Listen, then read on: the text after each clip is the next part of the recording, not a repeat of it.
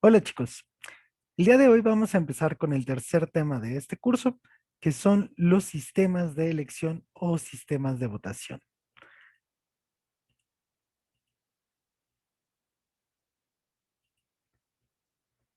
Entonces, esencialmente vamos a estar hablando sobre democracia y votos, si bien usar las matemáticas para estudiar a los seres humanos, su comportamiento, sus métodos para tomar decisiones, es en general considerado como una revolución reciente. El estudio del voto y la elección social, que es como la raíz de toda esta revolución, realmente tiene ya algunos siglos, ¿sí? Entonces vamos a hablar un poquito sobre estos métodos para elegir en un sistema democrático.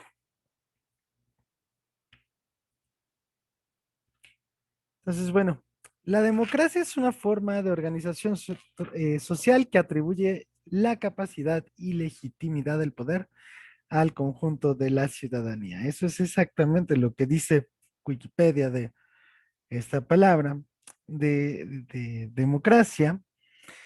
Y entonces, en una democracia, la consulta ciudadana y la toma de decisiones grupales suele ser como más bien estratégica y se lleva a cabo a través del voto.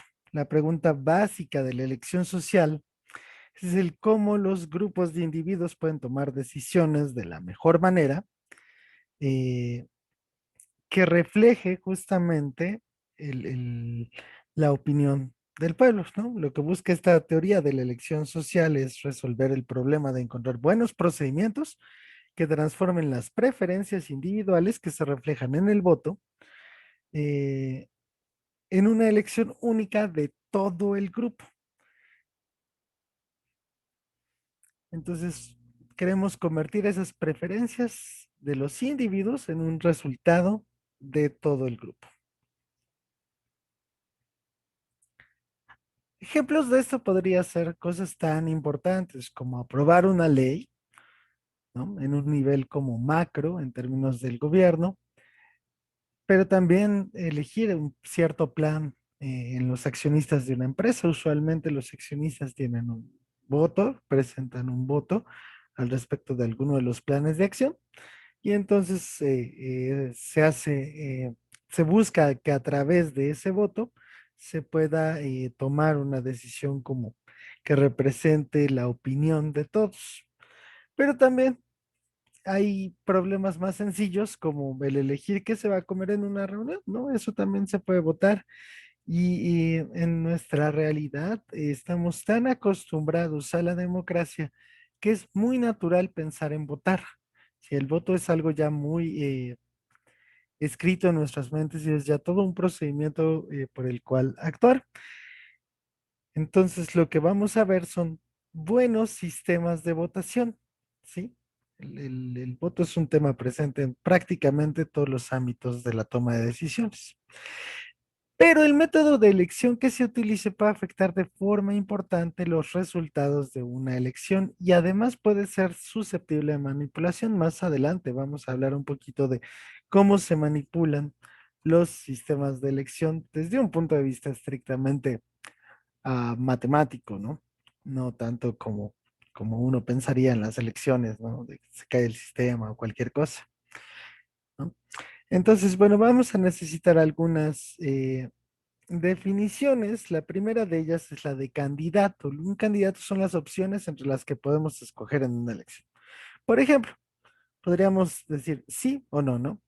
Y esos serían dos candidatos, ¿no? Por ejemplo, ¿quieres ir al parque? Sí o no. Ahí tendríamos una elección en dos candidatos, pero también podríamos tener una elección con más candidatos, como ir a la fiesta, ir al cine o quedarse en casa, ¿sí? Cuando tenemos elecciones entre dos candidatos, es muy usual que sean opuestos estos candidatos, aprobar o rechazar, sí o no, salir, quedarse en casa, ¿no? Sin embargo, no todo en la vida se puede reducir a dos opciones.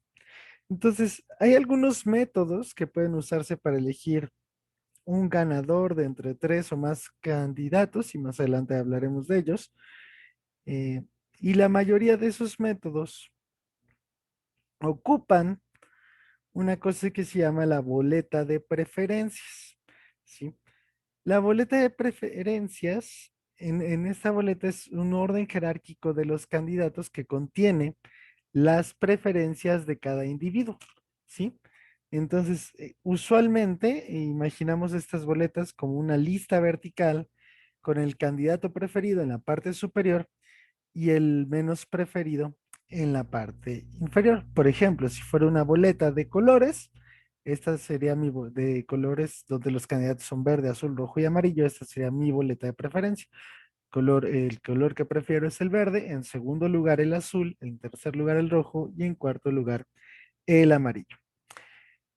Entonces, una cosa que es muy importante que hay que notar es que la boleta de preferencias contiene las preferencias del individuo que está votando y lo hace de manera mucho más completa a que si el individuo solamente eh, emite un voto, ¿sí? Y si bien la noción de boletas, no siempre en una boleta de preferencias con todas las preferencias, un orden jerárquico de los candidatos, no nos es muy natural, realmente se ocupa mucho. Por ejemplo, cuando se hacen top 10 de videos, realmente lo que estamos haciendo es una boleta de preferencias con esos videos, ¿no?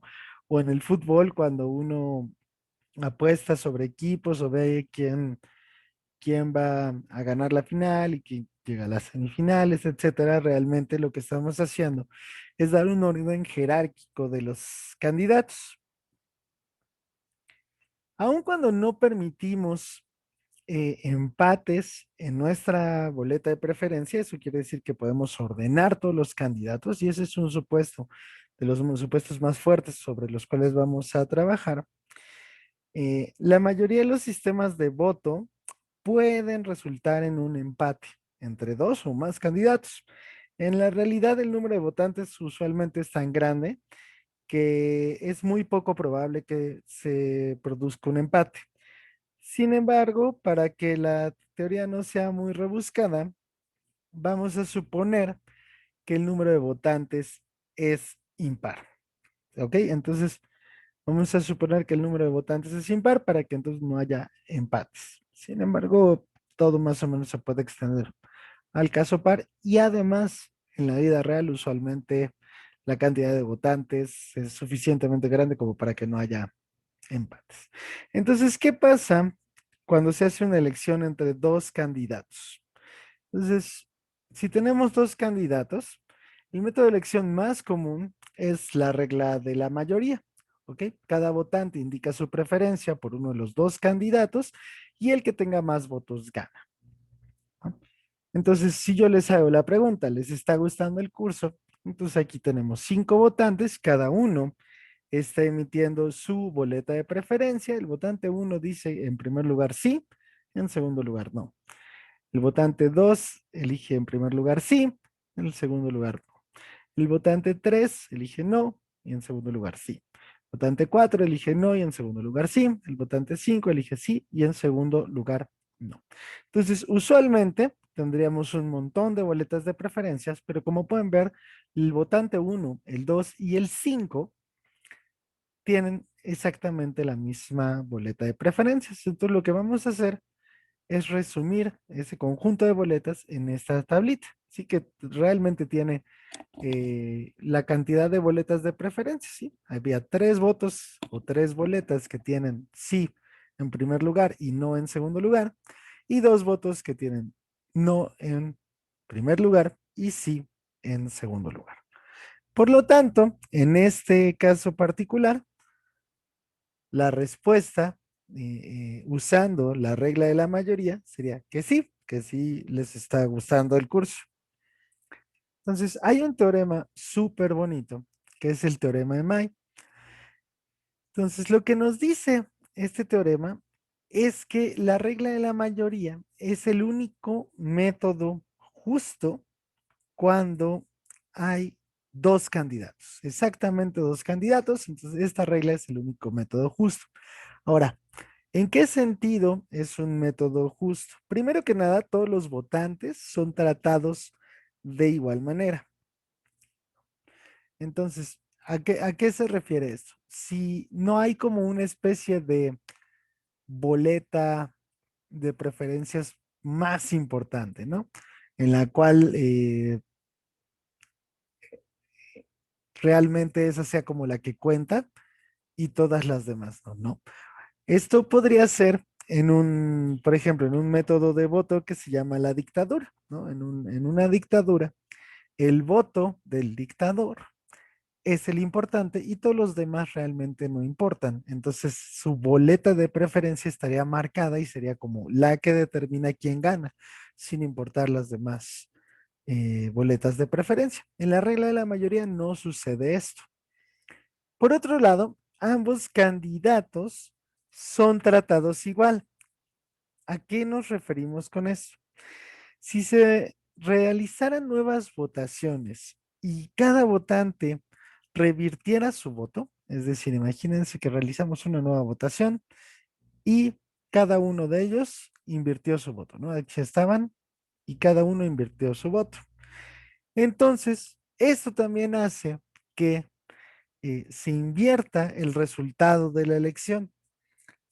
Esto no pasaría en un sistema de voto que se conoce como la imposición, donde no importan realmente los qué vota la gente, sino que ya se sabe que va a ganar un cierto candidato, ¿no? Entonces ahí aunque se invirtieran, pues imagínense que va a ganar el sí en una imposición, pues aunque se invirtieran los votos como están en este momento, seguiría ganando el sí. Entonces, por un lado, todos los votantes son tratados de igual manera, pero también los candidatos son tratados de igual manera, ¿sí?